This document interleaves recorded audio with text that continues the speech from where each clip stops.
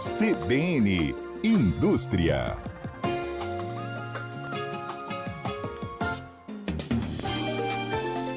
Hoje com Priscila, afetada pelo tempo seco, Garbellini nos nossos estúdios. Tudo bem, Pri? Tudo bem, vamos com o resto de voz que me sobra aqui, né, pra gente conversar hoje.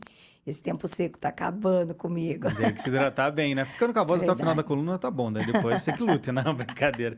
Mas tem que se hidratar bem aí, tá bastante complexo. Hoje tava saindo de casa ali e olhei pro lado esquerdo, assim, onde tem uma parte mais de mata mesmo, assim, né? Descampado, né, que diz. E, nossa, dava pra ver muita fumaça, assim, dessas queimadas que estão vindo também. Umas acontecem aqui, outras estão vindo de outras regiões por conta do deslocamento de ar. Então, acaba complicando. E o profissional da voz sofre, né? É, tem que cuidar, Professor, tem que... advogado, radialista. Sim, o meu xaropinho já tava lá em dia, lá pra poder não correr o risco de ter um problema maior nesse sentido. Pri, claro que xaropinho indicado pela minha otorrino, tá, pessoal? Sempre com recomendação médica. Pri, hoje a gente vai falar de um assunto muito, mas muito importante, que são pessoas com deficiência e a inclusão delas na indústria. O que a gente pode começar falando sobre? Então, é muito importante, né? Um assunto aí que sempre está em voga. A gente precisa relembrar as empresas, não só do critério legal de ocupação, de contratação por conta da própria lei, né?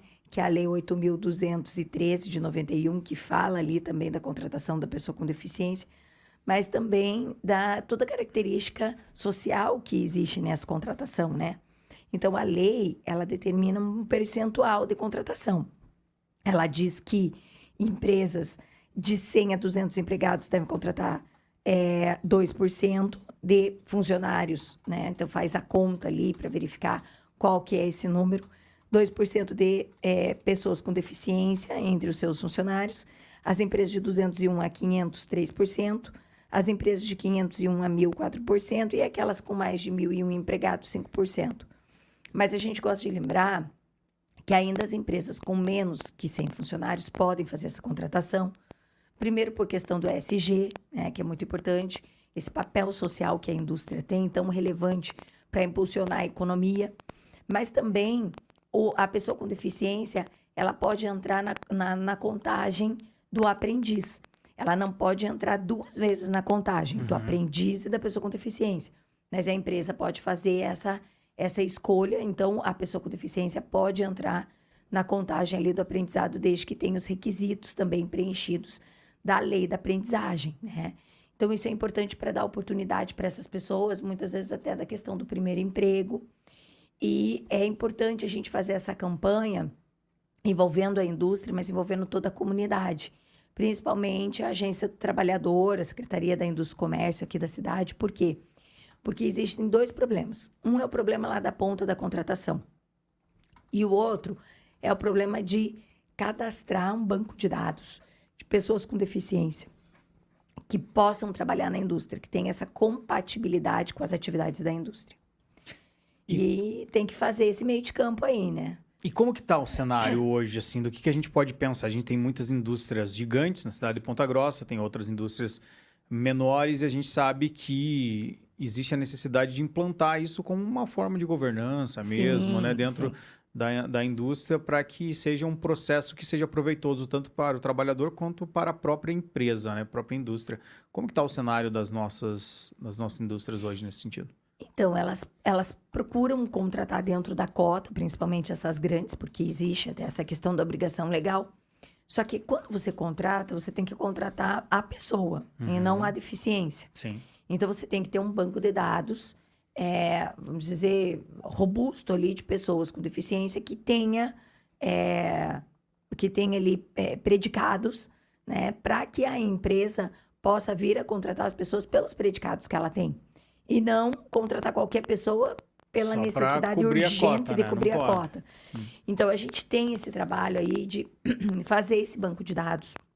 E aí, por conta disso, a gente vai ter um evento na Casa da Indústria, na terça-feira que vem, na terça pela manhã, para a gente tratar sobre o assunto, para a gente falar, inclusive, como que a gente pode fomentar esse banco de dados, né? Então, vai ter a participação ali de várias pessoas, inclusive da Agência do Trabalhador, para a gente poder fazer esse trabalho das duas pontas, né? Tanto dessa organização desse banco de dados, das pessoas com talentos que tenham deficiência, mas que não vão ser contratadas pela deficiência, pelo talento, sim, pelas oportunidades que a empresa pode dar. Então, a gente tem que ter um banco significativo, né, com um número interessante aí de pessoas. E também do lado da indústria, dessa sensibilização, inclusive das indústrias com menos de 100 funcionários, de que elas podem fazer esse trabalho voltado a ESG para a contratação da pessoa com deficiência, sim. Você mencionou a Agência do Trabalhador de gente sabe que apesar de existir os RHs, né, consolidado dentro das principais indústrias, uma porta de entrada para o mercado são as agências, sejam as privadas, as terceirizadas, seja também a Agência do Trabalhador. Como que está o cenário desse pessoal? Está preparado para fazer esse banco de dados, para fazer a captação desses funcionários PCD? Falta muito ainda. Então, na Agência do Trabalhador aqui de Ponta Grossa, a gente tem uma pessoa destacada, que sabe muito, que tem muito conhecimento, que faz essa seleção e não faz uma seleção voltada na deficiência. Faz a seleção voltada para os predicados da pessoa. Então, ela tem uma sensibilidade muito grande, ela tem um preparo técnico para fazer essa seleção. E por isso que a gente faz, dentro dessa questão do PCD, uma parceria muito grande com a Agência do Trabalhador aqui, né?